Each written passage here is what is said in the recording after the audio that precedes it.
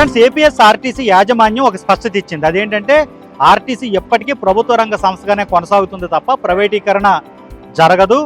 అలాగే మూసివేసిన డిపోలు ఏవైతే ఉన్నాయో వాటిని మళ్ళీ మరమ్మతులు అవి చేసి మళ్ళీ తెరుస్తాము. ఉద్యోగులు ఎవరో కంగారు పడాల్సిన అవసరం లేదు. అక్కడి నుంచి వేరే వేరే డిపోలు పంపించిన ఉద్యోగుల్ని వాటి మరమ్మతులు పూర్తయిన తర్వాత తిరిగి వెనక్కి రప్పిస్తామని కూడా క్లారిటీ ఇచ్చారు. నిన్న ఏదైతే ఉద్యోగులు ఆర్టీసీ ఉద్యోగులు అందరూ కూడా పెద్ద స్థాయిలో డిమాండ్ చేశారు. నిజానికి ఇది 2-3 నెలల నుంచి నడుస్తుంది. వాళ్ళు ఆందోళన చెందుతున్నారనమాట. ఆర్టీసీ మొత్తాన్ని కూడా ప్రైవేటీకరణ చేసేస్తారా, డిపోలు మూసేశారు. 4 డిపోలు విజయవాడలో ఉన్న విద్యాధరపురం, గుంటూరు టు, నెల్లూరు టు, మంగళం, ఈ 4 డిపోలు ఆల్రెడీ మూసేశారు. అక్కడ ఉద్యోగులను వేరే వేరే చోట సర్దేశారు. ఇలాంటి పరిస్థితి ఇంకా వేరే డిపోలు కూడా వెళుతుంది. మొత్తం అన్నింటినీ కూడా ప్రైవేట్ వ్యక్తులకు అప్పచెప్పేస్తారా మనకు భయం అయితే ఉద్యోగుల్లో ఉందన్నమాట. అలాగే కొత్త రిక్రూట్మెంట్లు చేయడం లేదు, ప్రైవేటు వాళ్ళనే తీసుకునే ఛాన్సెస్ ఉన్నాయి. దీనితో పాటుగా కొత్తగా ఎలక్ట్రిక్ బస్సులు తేవాలని చూస్తున్నారు. 2029 కల్లా బస్సులన్నీ కూడా ఎలక్ట్రికల్గా మారిపోయే అవకాశం కనబడుతుంది. కరెంటు బస్సులు అనమాట, విద్యుత్ బస్సులు. సో అవన్నీ కూడా ప్రైవేట్ వ్యక్తుల ద్వారా తీసుకుంటున్నారు, ఆర్టీసీ సొంత బస్సులు కాకుండా. దీనివల్ల ఉద్యోగాలు పోతాయి, కొత్త ఉద్యోగాలు ఉండవు. అలాగే ఆర్టీసీకి సంబంధించినటువంటి ఆదాయం మీద పెద్ద దెబ్బ కొడుతుంది. దీన్ని ఖచ్చితంగా ఆపాలి, మేము ఉద్యమాన్ని తీవ్రతరం చేస్తామని చెప్పి వాళ్ళు నిరసనలు వ్యక్తం చేస్తున్నారు. ఇప్పుడు ఆగస్టు నెలలో దీన్ని ఇంకొంచెం ఉధృతం చేస్తాము, సెప్టెంబర్ నుంచి అయితే తీవ్రతరం చేస్తామని వాళ్ళు చెప్తున్నారు.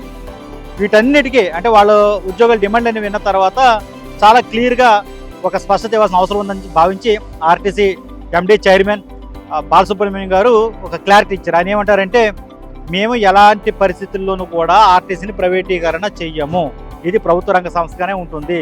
ఉద్యోగులు ఏవైతే తమ డిమాండ్లు వినిపిస్తున్నారో వాటిలో 90% వరకు కూడా ప్రభుత్వం దృష్టికి తీసుకెళ్ళాము. అవి సానుకూల దృక్పథంతో ప్రభుత్వం కూడా ఆలోచిస్తుంది.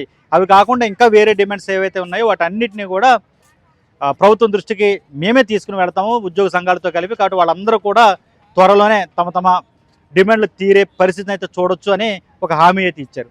ఇంకొకటి ఏంటంటే, ఈ స్త్రీ శక్తి పథకం ఉంది కదా, అంటే ఈ ఫ్రీ టికెట్ ఉంది కదా ఆడవాళ్ళకి, దీనికి సంబంధించినటువంటి బడ్జెట్ ఏదైతే రిలీజ్ అవ్వాల్సి ఉందో అది పూర్తి స్థాయిలో రిలీజ్ కావటం. దగ్గర 350 కోట్లు ప్రతి ఏటా రిలీజ్ కావాల్సి ఉంది ప్రభుత్వం నుంచి. ప్రభుత్వం ఏం చేస్తుందంటే 160 కోట్ల వరకే ఇస్తుంది, మిగిలింది ఇవ్వడం లేదు. ఆ బకాయిలు వెంటనే రిలీజ్ చేయాలని చెప్పి ఉద్యోగ సంఘాలు చెప్తున్నాయి. దానివల్ల ఆర్టీసీ ఆదాయం మీద దెబ్బ పడుతుంది. దాంతోపాటుగా కొత్త డెవలప్మెంట్ చర్యలు కూడా చేపట్టలేకపోతుంది ఆర్టీసీ అని వాళ్ళు చెప్తున్నారు. సో దీన్ని కూడా దృష్టిలో పెట్టుకుని ప్రభుత్వం స్పందించే అవకాశం ఉందన్న ఒక సానుకూలత అయితే కనబడుతుంది. బట్ ఆ బడ్జెట్కి సంబంధించిన నిర్ణయం అయితే పై స్థాయిలో తీసుకోవాలి ప్రభుత్వ స్థాయిలో. అలాగే పీఆర్సీ కావచ్చు, డిఏలు కావచ్చు, వీటికి సంబంధించినటువంటి బకాయిలు ఉన్నాయి. కొత్త పీఆర్సీ వేయాలని వాళ్ళు డిమాండ్ చేస్తున్నారు. సో ఓవరాల్గా అయితే కనుక ఉద్యోగులకు సంబంధించిన డిమాండ్స్ చాలానే ఉన్నాయి. రిక్రూట్మెంట్ జరగట్లేదు అనేది ఒక భయం ఉంది వాళ్ళకి. అందరూ ప్రైవేట్ వాళ్ళు వచ్చేస్తున్నారు, రేపు పొద్దున పర్మనెంట్ ఉద్యోగులు ఉండరా అనే ఒక భయం అయితే వాళ్ళలో ఉంది. వాటన్నిటికీ హామీ ఇచ్చే ప్రయత్నం అయితే బాలసుబ్రహ్మణ్యం చేశారు. ముఖ్యంగా వాళ్ళు చెప్తుంది ఏంటంటే, ఆర్టీసీని అమ్మే ప్రసక్తి లేదు, అలాగే మూసేసిన 4 డిపోలను కూడా తిరిగి తెరుస్తాము, కాస్త మరమ్మతుల కోసమే వాటిని ఆఫ్ చేయడం జరిగింది. మరమ్మతులు పూర్తయిన తర్వాత వాటిని తిరిగి స్ట్రీమ్ లైన్లో పెడతామని ఒక హామీ అయితే ఇచ్చారు. మరి ఇప్పుడు ఉద్యోగులు దీనిపై ఎలా స్పందిస్తారో చూడాల్సిన అవసరం అయితే కనబడుతుంది.